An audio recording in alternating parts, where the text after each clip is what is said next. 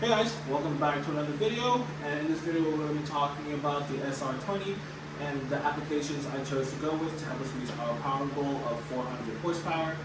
So with my SR20, I just got it back from the machine shop. They cleaned it, went through it, made sure everything was good, so I know I have a really good healthy block over here to shoot for our 400 horsepower.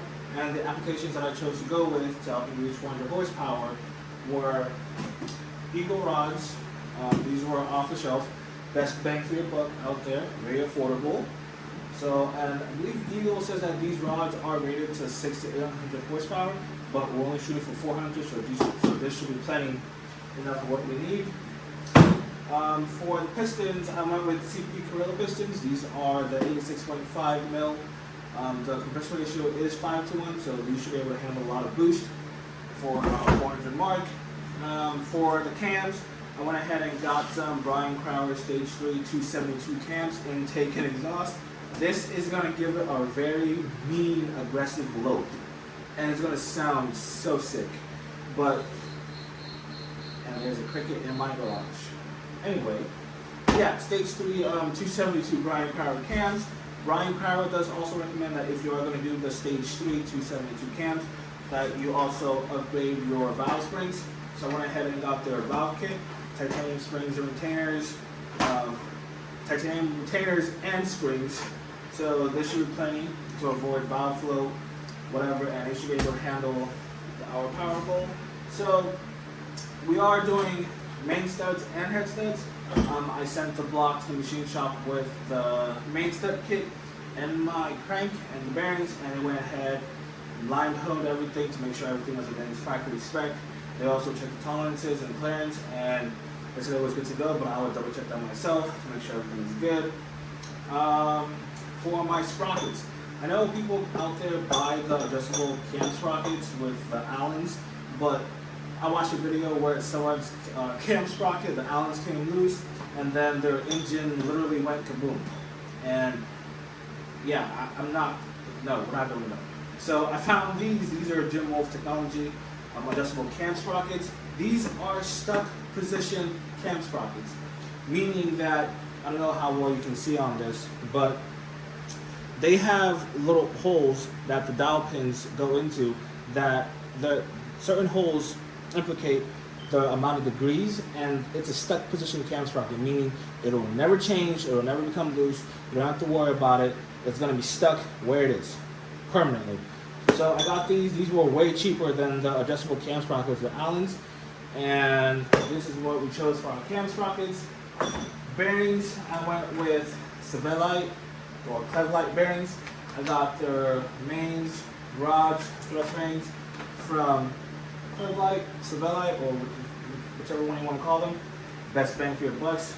These are compared to ACR race bearings, but these are the cheaper of the two, but they have good ratings, good reviews, and people who run these never complain about anything going wrong or whatever. So that's what I chose for the application. Oh, the turbo. I saw this online and I was like, I'm gonna give it a try and see how well it goes. I mean, if it doesn't go well, I can just buy another one. But this is the Max Speeding Rods GT30. I think it's a 3036 or GT3037. I'm not sure, but it's a kind of relatively like medium to big size turbo, and their website claims that this is enough to hold or handle about 600 brake horsepower. But I'm like, if we're going for 400, it should be okay. Oh, one more thing. My exhaust manifold. I went with, I forget who they are called. I think it's the Iron Man ram point exhaust manifold. I forget which company this is from, but if I do find out, I will put it down in the description, or I just put it somewhere on the screen so you're able to know who it's from. Very designed. This is I think it's a lemon gauge thick exhaust manifold. It shouldn't be cracking or anything. And for the studs, I went through with the PLM titanium stud kit. So that's that. And our intake manifold is over there. Give me one second, I'm gonna go grab it. Okay, time. So our intake manifold, this is the deep motor intake manifold for the SR20DET. I got this off of eBay. All this stuff, I will put it in the description so you guys are able to like buy these for yourself if you are looking for it. Within the head, I do have the Brian Crowder valves, the exhaust and intake valves are replaced. I do have new valve guides, stem seals. Everything in the head is brand new. Everything is within the factory spec. Everything was gone through at the machine shop. The head is perfect. I have a new oil pump. Basically, everything that I have for this engine is brand new.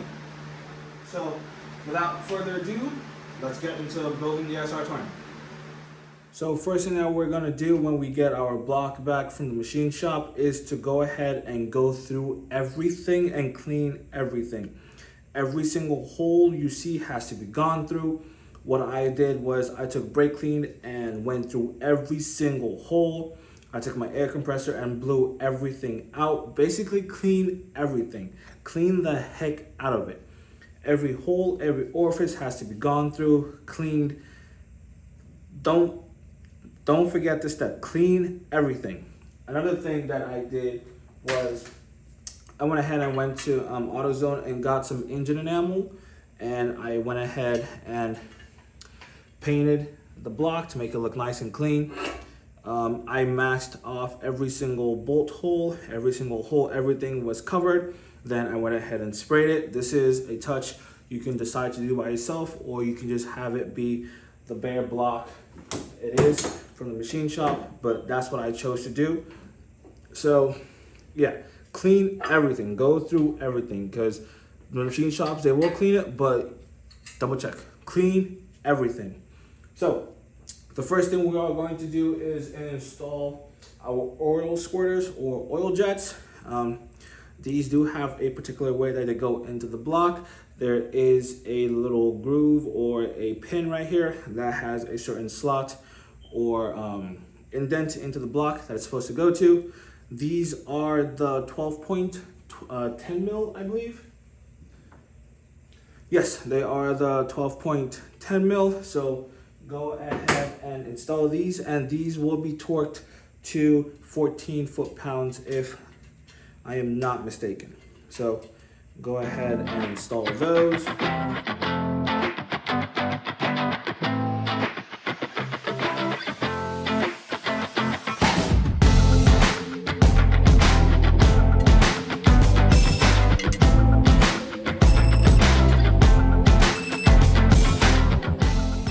So next, what we are going to do after we have installed our oil squirters or jets, if you are using main studs, these apply to you.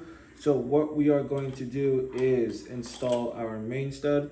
This is what ARP recommends. You put these in hand tight. You do not torque these down. These go in dry. You put the lube on the top side. The way you can tell the indication of where it's installed is the top has a hex key, whereas the bottom does not. So go ahead and install these now.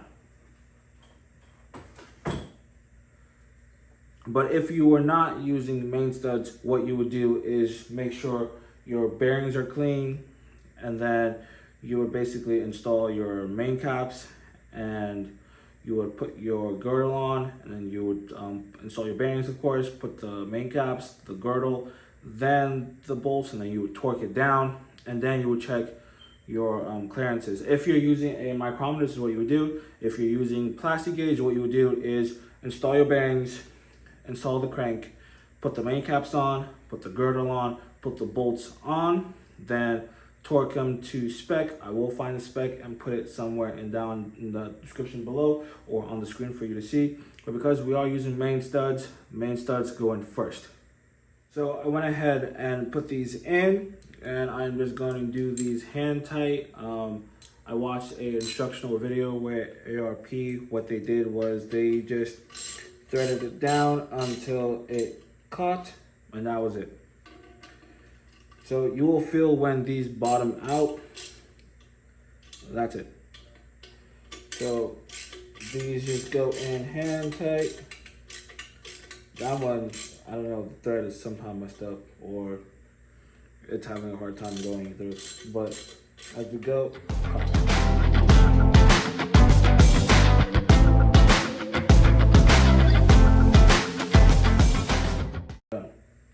so now you have successfully installed your main studs. So I went ahead and cleaned all the bearings as I previously told you, and I cleaned the surface of the main caps, so those are good to go. I also went ahead and cleaned these surfaces as well. So now we have our bearings cleaned, main caps clean, the journals clean. And so just if you're wondering, in the SR20 manual, this is for a Nissan Sentra, I believe. It's the same thing that coincides with our SR20. We are looking for a bearing clearance of 0.018 to 0.045. That's in millimeters, and then this is an inch if you want to read that. We are not building it within limit. We are building in standard, and this clearance does apply to the bearing clearance and the main clearance. So any clearance between that is golden. That's what we're looking for. So how we tell which bearing goes in, like I told you, we have these little oil grooves that squirt the oil, and on the bearings you'll see that there are some with 2 holes, whereas some don't have holes. The ones without the holes go into the cap, and the ones with the holes go into the block. And how you tell is there is a certain tang on those that supposed to go in the block, and then this tang right here should clip into that spot right there. So let's go ahead and install the bearings that go into the block. Also, there is a set way that these main caps do go in. This is towards the passenger side, where you would have your oil block plate over here. The numbers go towards this side, and it is numbered 1 all the way back to 5. So your number one main cap will go here. Your number 5 will go here. So let's go ahead and put the bearings that coincide with the journal in, and then we will put the main caps on. So let's go ahead and do that.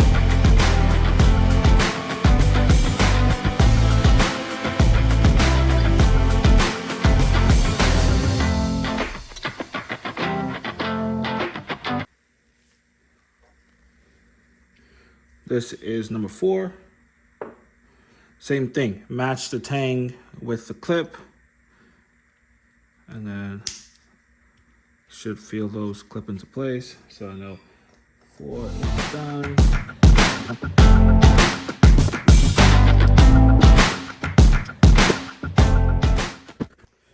So as you just saw, we installed the bearings into the cap and into the block, and then as I was saying, the number on the main cap goes towards the passenger side with the block off, so we can install it.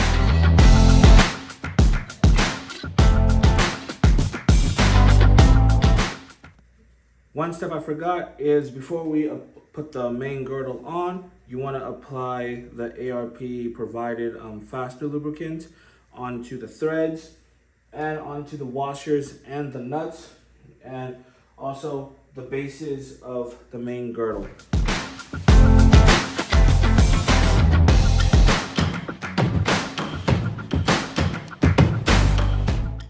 So now that your threads are done, you want to do the same to the nuts and the washer. So after you've applied the lubricant to the studs, the nuts and the washer, and the bases of the girdle, you can now install your girdle onto your block, onto your engine. Done. Now you can install the nuts and washers. So the torque sequence for the SR20, according to ARP, is 1, 2, 3, 4, 5, 6, 7, 8, 9, 10. And you are supposed to go in 3 equal steps to 80 foot-pounds. So what we'll do is 30, 60, 80. what you will notice is when you first put your main caps on, the caps won't fully seat. As you go through the tightening sequence, you will notice that they gradually make their way down. So as you go from the inner out, what I did with the drill is that I noticed that these were on. These are still hand loose. So now we're going to go in our torque sequence of 30, 60, 80. So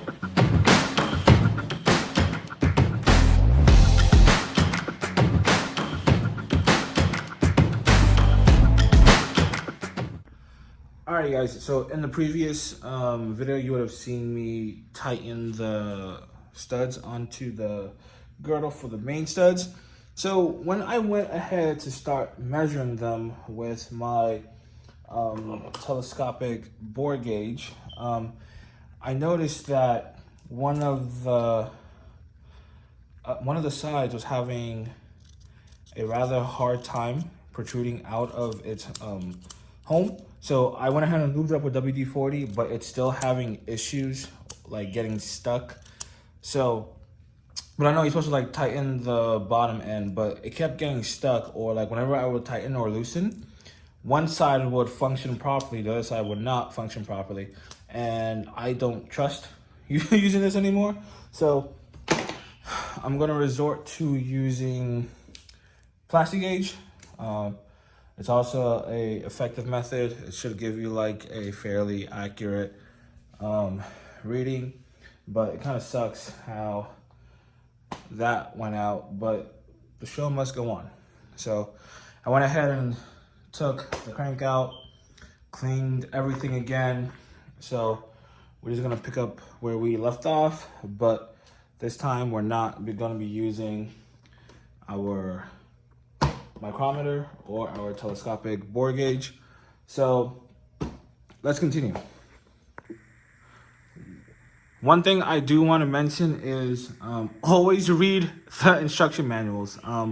Luckily I caught it before anything had went any further, but according to ARP, there are 3 short studs that are supposed to go in those 3 holes right there. And looking at them, it does show that there are 3 studs. So let's go ahead and put those in place. So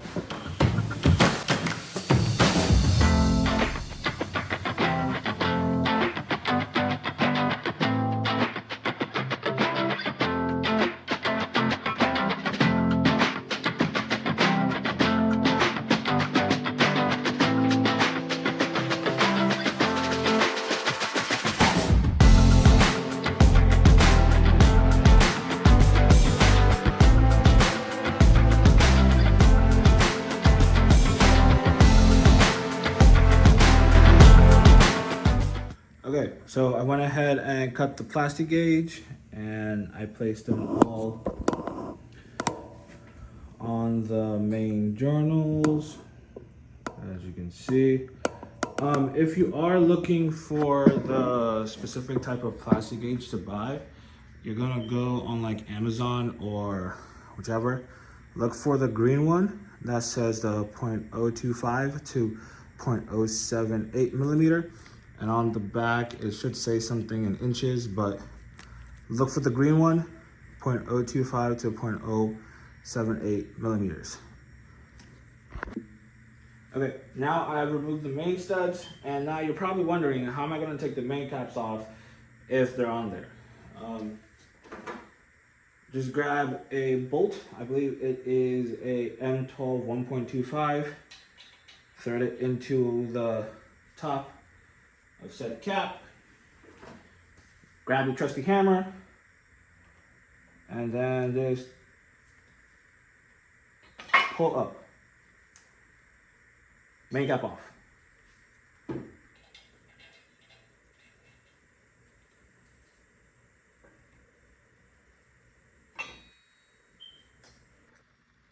Okay, as you can see, our plastic gauge has been squished. And according to the service manual, it said, I forget the millimeters, but 0.38 is the biggest we could have. So on our little sheet right here, please focus, you will see that there are two markings, 0.025 and 0.038. Anything within those two is within spec. So first one, as you can see, it looks like it is about 0.038. Second one is about 0.025. Third one is 0.038. Other one is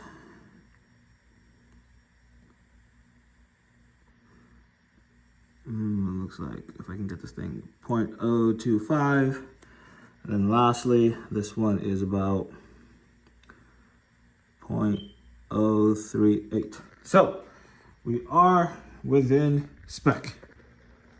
So yep, we are within spec, 0.018 and then 0.045 millimeters. And this was in millimeters. Please focus, focus. Top green one is 0.025, and then the second one is 0.038, and that's in millimeters. So we do have our crank main bearings within spec.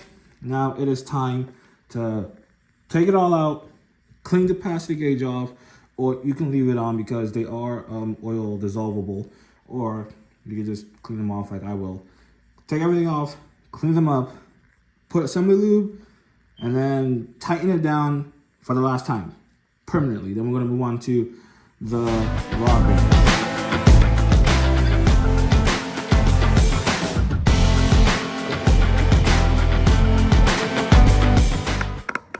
One thing I do want to mention about your thrust washers is that, as you can see, there is a little lip indicating which side it's supposed to go on. The machine shop did, when they line honed them, they had them specific for the front and the rear.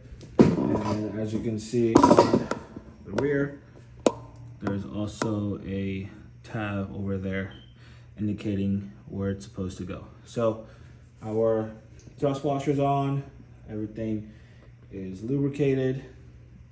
Now let's get the crank on. It's going in.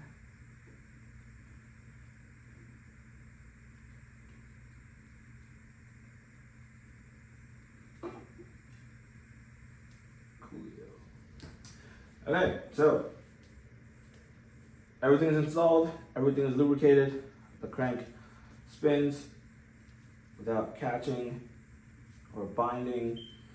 So crank is in. Woo! First moving assembly done. Now we're gonna flip the engine over and work on our rod bearings, which should be the fun part.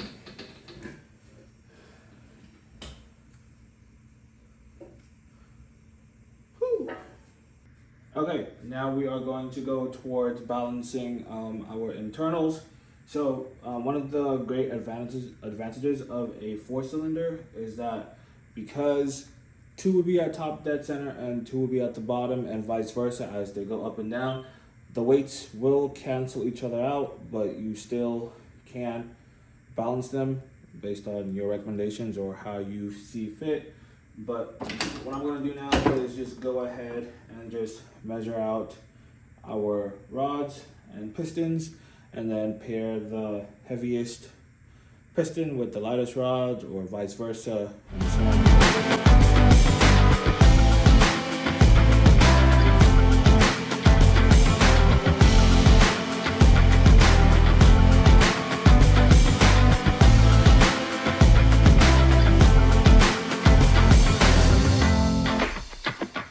So what I'm going to do now is install the bearings into our rods. So with Ego, they do recommend that you torque your rod bolts to, I believe it is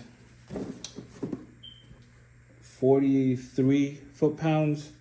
So we're just going to go ahead and loosen all these and put them in the vice grips, wrapped in a rag so we're not scratching or damaging our rods. So one thing is also, if you do forget, I have a hole in my glove. Fantastic. If you do forget which cap goes with which rod, Eagle does do a good job of marking the caps and the rods so that you're able to know which cap goes with which rods. So let's go ahead and install these onto the rods. Alright guys, let me show you how I measured the rod bearing clearances. I've already measured 2, 3, and 4, and they are all within factory spec of the 0.18 to 0.42. I forget what it is, but it was within spec.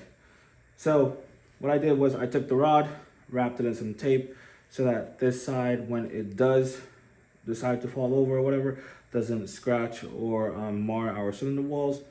Then I slowly just guided this up with the journal from the crank facing up or towards the up. Then I just gently guided this in, made sure it sat properly. Then I held this. Then I turned the crank until it was facing downward for me to tighten the caps. Keep turning it. So now it is facing the bottom. I wish I would show you the top view of this. Then I just took some shop rags and I just stuffed it into the cylinder to apply pressure on the rod so that it wouldn't spin or anything. Then turn the block over and the rod is still on the crank. So now I gotta position this properly, sorry. So now the rod is on the crank, so then just position it in a manner that you are able to tighten the bolts without interfering with anything. So now that's there, grab your plastic gauge, set it on there.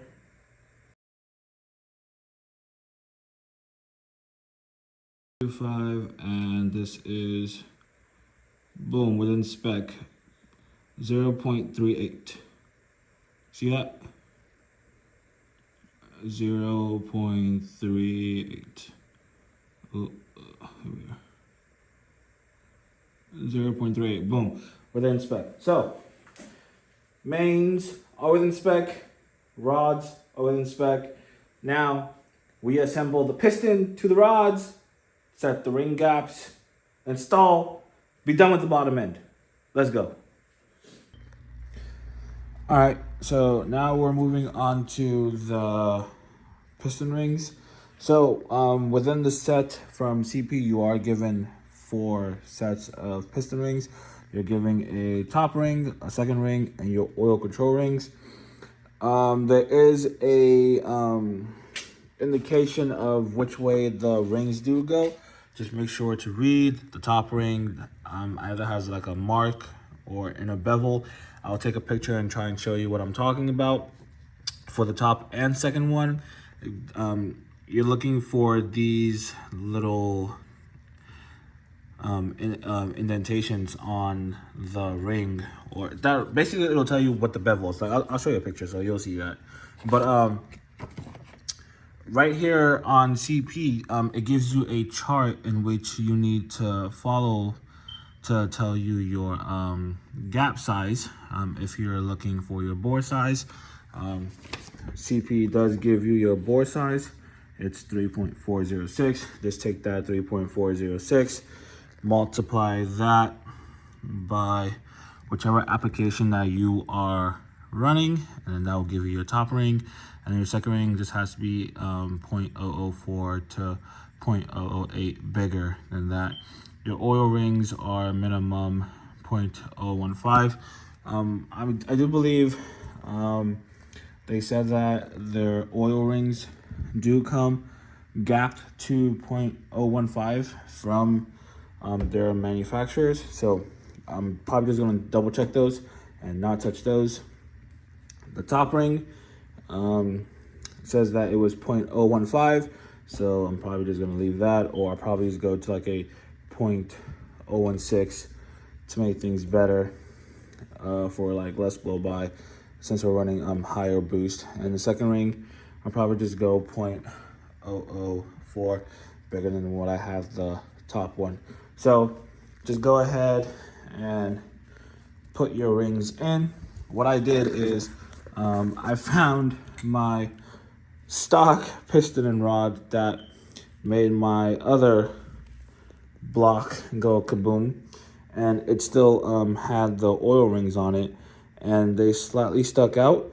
So what I was able to do was put the ring in, and I was able to just slide that in, and the oil rings caught the opening of the block so it wouldn't go in.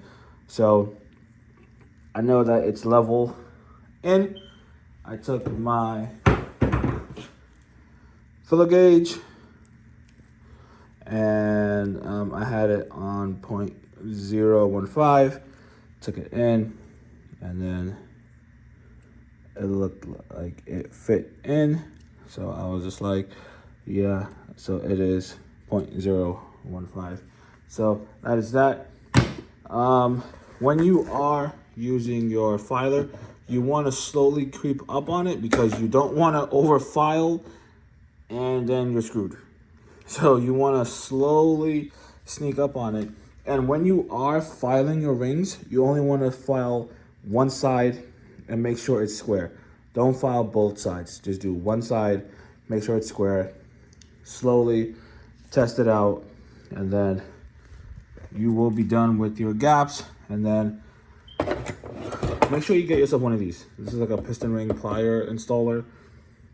Highly recommend you get one of those. And then one of those. And yeah, so I'm gonna go ahead and knock out 3 of them, and I'll show you like on one cylinder me measuring and doing all that jazz. So yeah, let's get into it.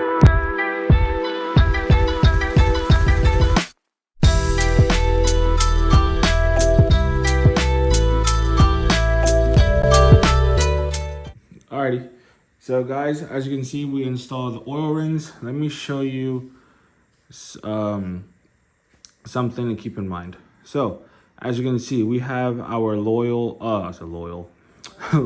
oil control ring over here, and then 180-degree turn. We have the other one, which is right over here. I should probably change that. I'll probably get a blade and turn it. But, oh, actually, no, they're 180. You want to ensure that they're 180 degrees opposite each other. Basically, everything is just opposites. And then the top ring, we have it over here.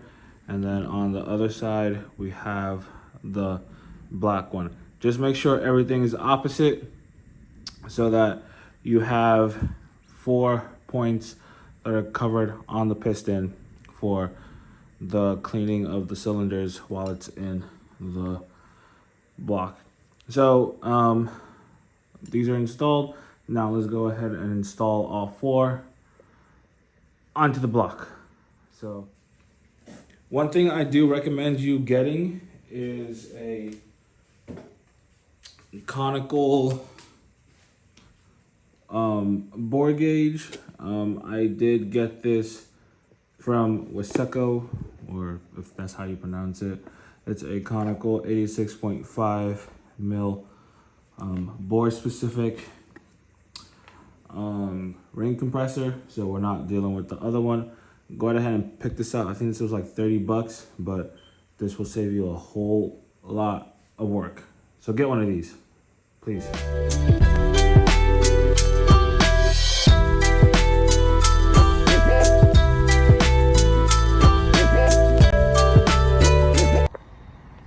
Okay guys, So after you have installed your pistons and rod and you have torque checked your caps on, you have completely assembled your bottom end of your SR20.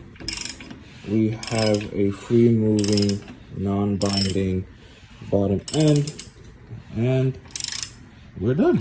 Now it's on to other things, putting the head on, doing the timing chain, water pump, upper and lower oil pan, and other accessories. So with that being said, thank you for tuning in, and until next time.